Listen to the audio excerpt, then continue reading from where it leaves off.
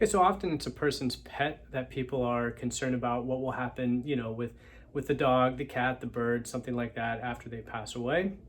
But it's not something really people plan for. It's not something people think about.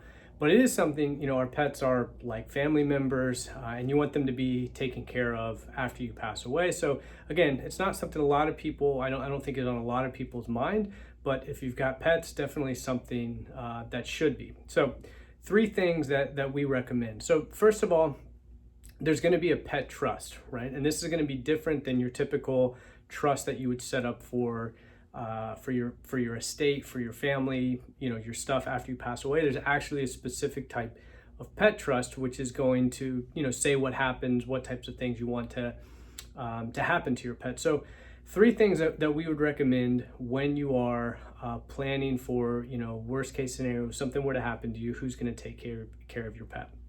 Number one, and this might seem obvious, but you need to pick somebody, right? Who's going to be the person who's going to take care of the pet?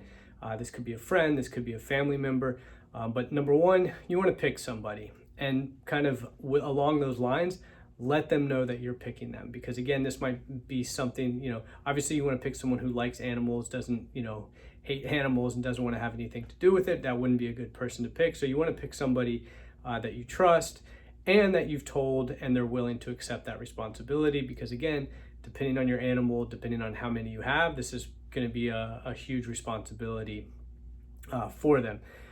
Number two, spell out the terms, right? Say what you want to happen. We've had clients who had their pets go to very high-end day spas, and they want their pets to continue going to that day spa. Are there certain things that you want them to be walked 2 times a day, whatever it is? Again, this is like your child. So just like you would do for your child in your trust, if something were to happen to you, you're going to spell out where they go to school, type of if they're raised in a certain religion, whatever it is. You want to be that specific with your pets, right? Maybe not the type of religion, but you want to be specific with what type of care, what type of treatment, what's going to happen with them. So in that pet trust, that's where you're going to put all those specific details.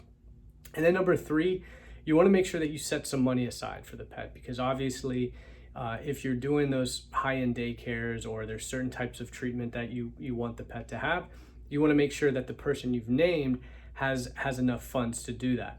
And so if you've got a separate trust, if you did a normal family trust and you're leaving everything to your family members, and you have all the money being distributed that way, but then you have the pet trust and you don't have money being set aside for the guardian of the pet, there could be potentially some problems there. So in your trust, in your pet trust, you're going to want to allocate some things, some money for the caretaker.